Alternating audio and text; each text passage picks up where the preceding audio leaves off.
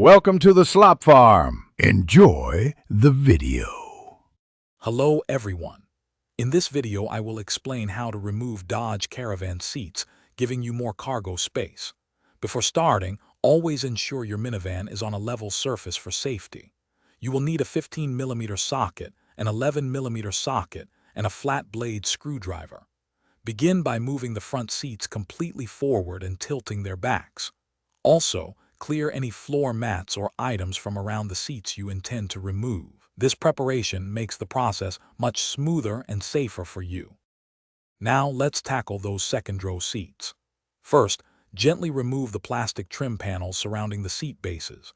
A flat blade screwdriver can help with small caps. You will find 3 15mm nuts securing each seat to the floor. Loosen these. If your seats have a wiring harness, disconnect it carefully.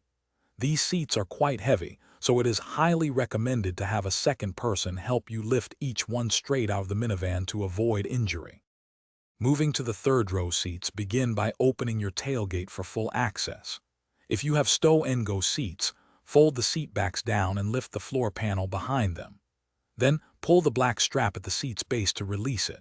For models without stow-and-go, you will need to locate and remove 4 15mm bolts securing the seat to the floor. Remember, these seats are also quite heavy, so always lift with care, ideally with a helper.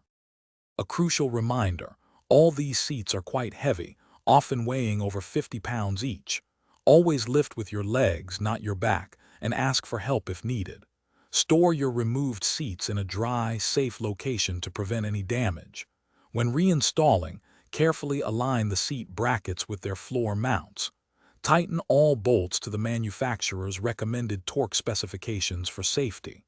Finally, ensure all plastic trim pieces and any wiring harnesses are securely reconnected before driving. Thanks for watching. Consider subscribing if we helped you today.